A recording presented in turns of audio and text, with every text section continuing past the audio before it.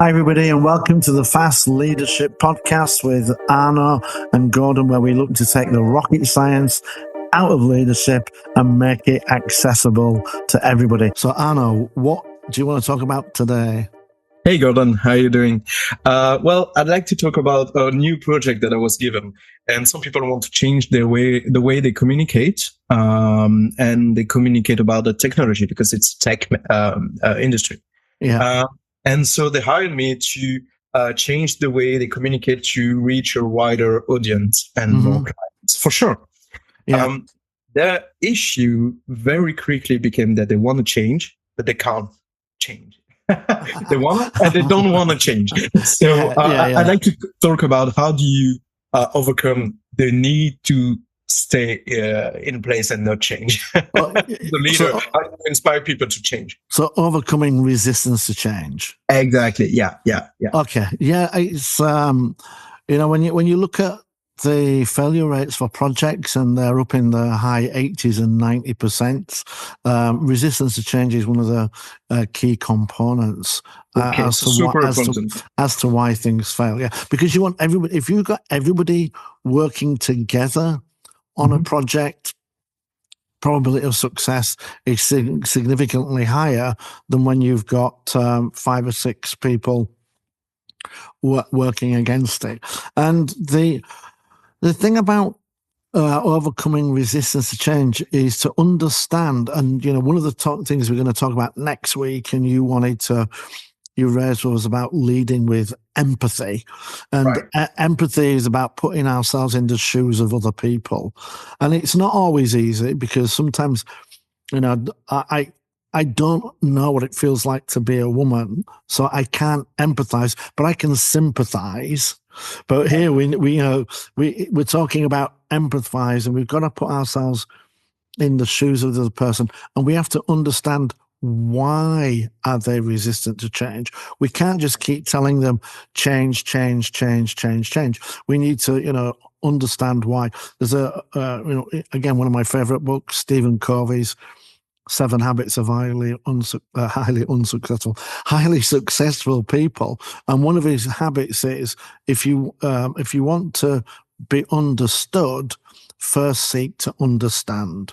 So we have to understand why we've got resistance to change, and some of the reasons for that is people don't know why we're doing it. A lot of times, change can just be change for change's sake. Yeah. Sometimes they don't know how we're going to do it. So it's more of a lack of belief that we're going to be successful. Remember, people are not afraid of hard work, they're afraid of failure. So we need to show them why we're doing the change, how they can be successful doing the change. And then I would say the third key ingredient is what's in it for me.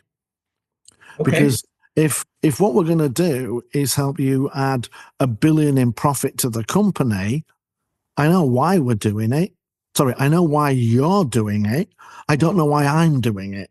Okay, yeah, that makes sense. So if you tell me I'm going to get a percentage of that, I'm going to get a bonus from that, I'm going to get recognition for that, then I'm going to be more likely to do it. So you've got to tell people why we're doing it, how we're going to be successful, and then what's in it for them. And the what's in it for them has got to be a bigger return on not doing it. So if you're going to give me €5 for making you a billionaire, good luck with motivating me to do that change. Even though I know why you want to do it and how we're going to do it, I'm just not that interested. So you want a fair share of the cake, right? Well, at least a bite would be nice. Right. In a lot of companies, people, it's all about making shareholders richer. And if I don't have any shares and I don't get any bonuses, then why is this important to me? Yeah, sure. But okay. I'd like to add one reason that I experienced in my life. It's a cultural reason, maybe. I feel then maybe in some countries, and I'm talking about Belgium, which I'm Belgian, right? Yeah, I've lived in Belgium. Yeah, there's a maybe a fear or a rejection to change in some companies, in some resistance to change. Yeah, resistance. Yeah. That seems to be cultural, because I was in the position where I proved to the people that they will work less. It's going to be easier, and the change itself is going to last for a week or so to learn the new procedure. But they would go, yeah, no, I'm not going to do it. And I couldn't understand why, because objectively it was better, it was easier, cheaper, and people would not just get on board with that. So maybe I liked that empathy that you talked about. Yeah. It was not about the money, for sure. No. It was not a money project. Yeah. But it felt like a cultural issue. But as you say, it's going to be easier for them. So there was a benefit for that themselves. Yeah, I tried to present the change as positively as I could, because it was needed, and it was, in my opinion, a very positive thing. I couldn't make it negative. Yeah, and this is where we've got to get them to see that positive in terms of reward for doing it, or benefit. If you've got a job that takes 3 hours and making this one change will allow you to do it in an hour, then why wouldn't you do that? Well, because I still have to work 8 hours a day. Okay, well, maybe what you could do is you could come on a little bit earlier if you're going to do it in a third of the time. And there's another reason as well why change. Sometimes we have, I don't know if there's this expression in French, and we probably need to do an episode in French at some point. That's going to be a change for sure. Yeah, but there's an expression called "not invented here" syndrome. Okay. Not invented here. So, well, that's your idea. I didn't invent it. It's not my idea, so I'm not doing it. So sometimes when you're if you, even though you, as a leader, even if you know what the change is you want to do, rather than telling people, one of the things you can do is say, hey, I've been thinking about this and wondering if there's a way we could do this in a third of the time. And I'd like to brainstorm with you on some ideas, and then you get them. Sometimes you have to leave a lot of breadcrumbs. Get them to tell you, well, this is how we could do it, and then it becomes their idea. And then it's not about resistance to change. You've kind of eliminated the resistance to change because they were more resistant to your idea, and they're going to be less resistant to their own ideas.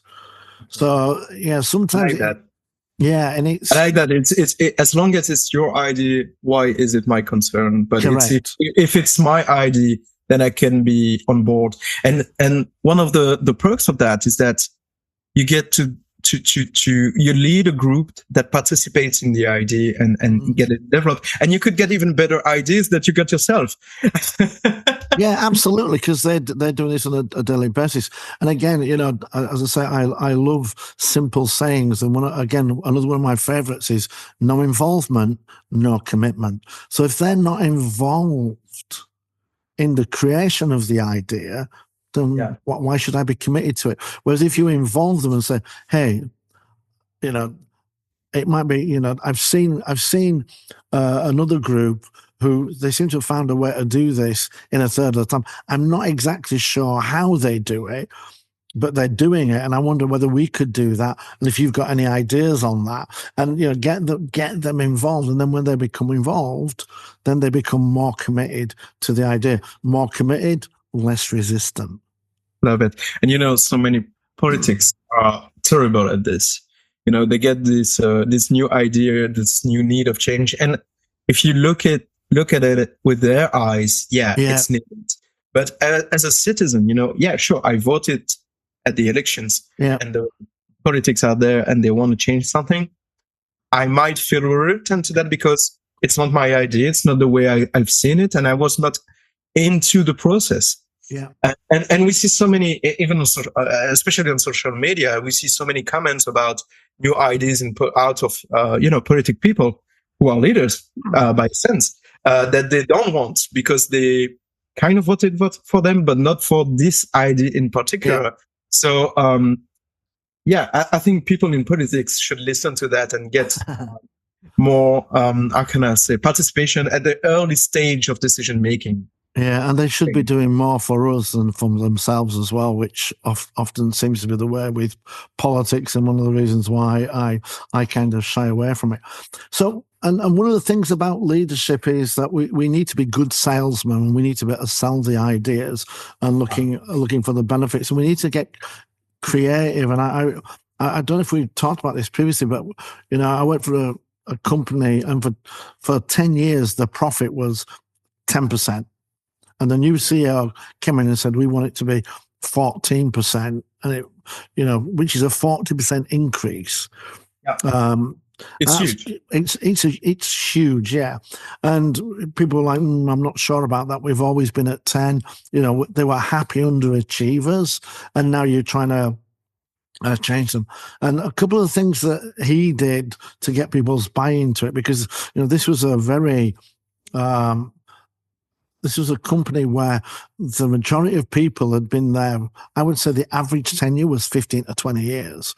It was a company where people went and never left. So they're ingrained in the culture. So for them, 10%, they'd always, we talked before about what gets recognized gets repeated. And if you bonus people 10 years in a row for achieving 10% margin, they're going to look to achieve 10%, profit.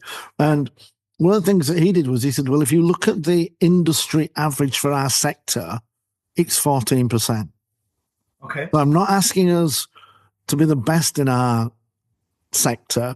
I'm asking us to be average. Yeah. And so it can definitely be done, because on average, everybody's doing it. And some companies are at 18 and 22%. And I'm not asking us to get to 22. I'm just asking us to get to average. So, he's now confirmed to us it can be done because everybody's doing it. And then he said, you might be thinking, why do we want to do this? Because, it makes the shareholders, it was a family company, the family richer. He said, but I'll tell you why we want to do this, because at the moment we are at 10%. We don't have a lot of spare cash like the other companies in our sector. And the concern I have is that one of the cash-rich companies in our sector will look at us and think, wow, we're at 18%. If we buy them and we get them to 18%, we'll be able to, make a great killing in that business. Mm-hmm. So, we are vulnerable at the moment. And if we can get to 14%, that's going to generate a lot of cash for us, because it's going to be a 40% increase. And when you get that 40% increase, then we can look at other vulnerable companies in our sector, and we can look to take them over. So, when you're thinking about this, ask yourself, do you want to be predator or prey? I was about to say from prey to predator. Yeah. So everybody was like, I want to be a predator. I was like, right, now this is what we need to do. So we've got to get creative and tell people what's the benefit, and it might be that they're not going to get a huge bonus from doing it, but in terms of cash. But, if we do this, it might open more opportunities. It'll make us a bigger company, which will mean we're more secure.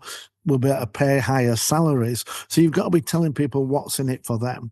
And if there's nothing in it for them, and you expect them to go the extra mile to make it happen, then you're crazy.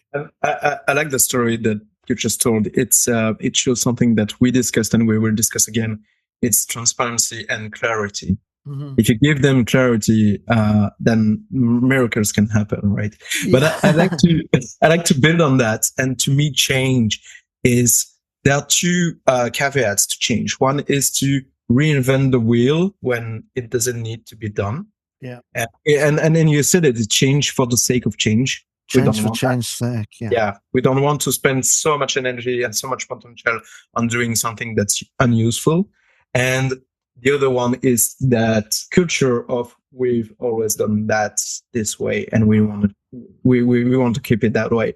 And in both scenarios, being crystal to your team as a leader can bring the exact out of the extremes and the exact way to go with change. I love it.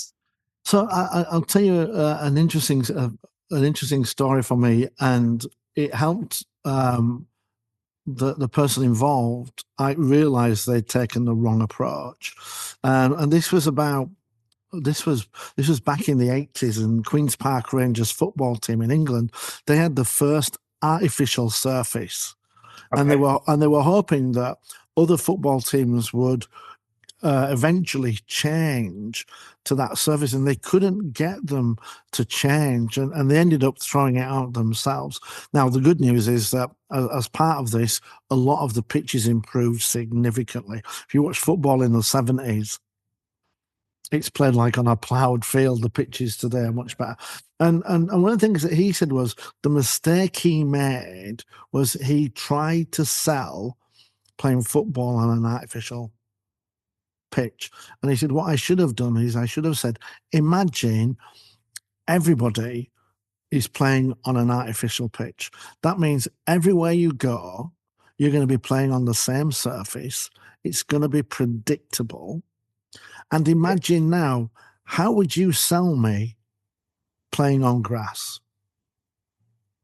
And the benefits of playing on grass is when it rains, it's really muddy and slippery. Mm-hmm. When it's icy, it's really slippy and dangerous. When it's dry, the bounce can be uneven. Yeah. And every ground you go to is going to be completely different. And he said, if you try to sell what you're moving away from, people would say, well, why would you do that? It's crazy.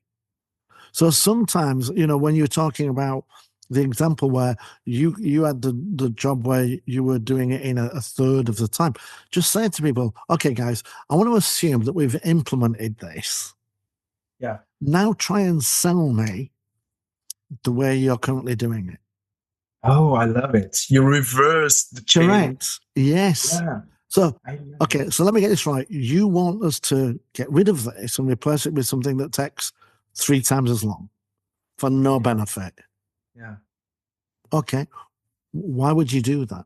So get them to, assume you're in, and then ask them to sell why. And if they can sell it to you, then yeah, you're right. Yeah, that's a better solution. So make them sell the change to you that is the opposite of what you want to do. I love it. I absolutely love it. It's brilliant. I like this thinking out of the box and this creativity that is so needed as a leader. And I think we'll spend an episode or two talking about creativity because it's a key factor, isn't it? Yeah, and I would say that if you'd have asked me growing up, was I creative? I would have told you absolutely not.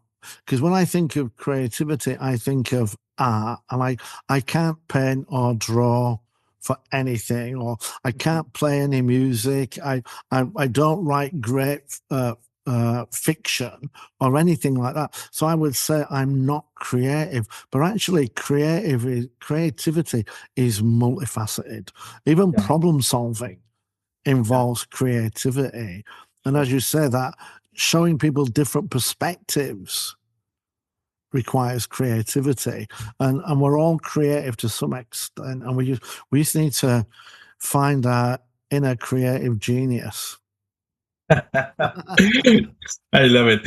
Embrace your inner child and genius. Yeah. Well, it's again another great story on creativity. There's a lady called Diana Nied. I don't know if you've heard of her. She was the first lady to swim from Cuba. I think she's actually the first person to swim from Cuba to Miami. Wow. She did it twice, and she failed twice. And she was talking to school kids, and they asked her, "Why did you fail?" And she said, "I got stung by a jellyfish that shouldn't even be a box jellyfish, dangerous, that lives in the water." And one of the kids said, "Well, why don't you get fish to swim in front of you and push the jellyfish away?" And she's like, "Kids, yeah, if only I could try." Oh, you know what? maybe I can't train fish, but maybe I could build something that would do the same. So when she swam it a second time, they had this kind of big V in front of her that kind of pushed the jellyfish away. Yeah. So from that child's crazy idea, she came up with an approach that then allowed her to not get stung twice by a boxed jellyfish and do it. And that released the inner child. It's almost as if the education system is designed to beat creativity out of us, and we just need to reconnect with it. I so agree. Yeah, as leaders, if you want to implement change in your structure, be weird. Absolutely. Yeah. And embrace being different, right? Yeah, embrace being different. Yeah, absolutely. So anyway, if you've enjoyed this podcast, please leave a comment, review, share it, and remember to tune in next time when we'll be talking about leading with empathy. For sure. See you next time. Bye-bye. Thank you. Bye.